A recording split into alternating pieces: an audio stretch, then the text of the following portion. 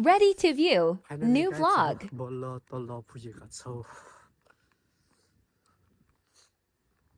so हैन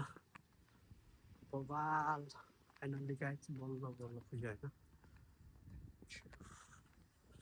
यस्तो ठाउँ रहेको छ हैन गाइज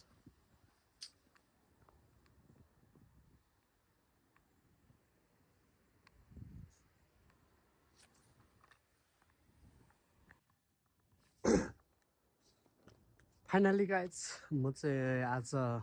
यता आइपुगेको छु हैन कति दिन पछाडि आउँछु भन्दा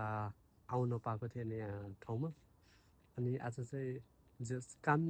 पनि थिएन चाहिँ तर जे सुकै होस् अब आँटेपछि आट्यो भनेर आइदिएको थियो अब यहाँ केही छिन बसेर अनि अहिले जानुपर्छ ठाउँ चाहिँ बवाल रहेछ हैन नाइट भ्यू हेर्नको लागि जस्ट त्यो काठमाडौँ भ्यालु हेर्नको लागि त्यो हाम्रो नेपालमा भएको काठमाडौँको भ्यालु जस्तै रहेछ तल माथि डाँडामा गएर यस्तो ठाउँ हेर्न सक्नुहुन्छ हैन वरिपरि सब जङ्गलै जङ्गल छ अनि सब इच्छा लागेमा आउनु होला यो ठाउँलाई चाहिँ के भन्दो रहेछ भने शुभोदय भनेर आएको थियो म इकेता स्टेसनबाट आरोहिते हिँडेर आएको थिएँ म त्यहाँबाट कति लगभग 20 मिनट जति हिँडेको थियो होला अनि ठाउँ बवाल रहेछ गाइज आउनु होला अनि यस्तो अब माइन्डमा कति उहरू भइरहेको हुन्छ नि त के अरे तनाव भइरहेको हुन्छ हल्का प्राकृतिक हावा चट्ट खानको लागि बवाल ठाउँ रहेछ म आइसकेँ वरिपरि सब जङ्गलै जङ्गल छ कि हेर्न सक्नुहुन्छ होइन माथि सब जङ्गलै जङ्गल हो अनि तल हेऱ्यो भने चाहिँ क्या झिलिमिली सहरहरू छ उता पारि सब उता चाहिँ खै हेउको केन सायदै हेउको केन नै हो बवाल छ ठाउँ होइन यस्तो छ गाई छैन आउनु होला जे किटेमिटेको त सायद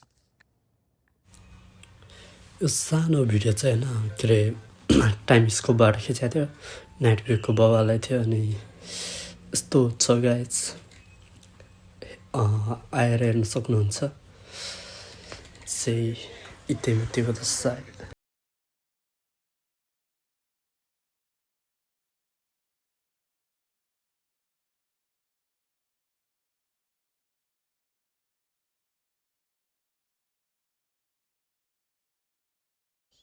ल हेर गाइज होइन अब चाहिँ अब बिस्तारै घर लाग्नु पऱ्यो भनेर लाग्न लाग्यो टाटा बाई बाई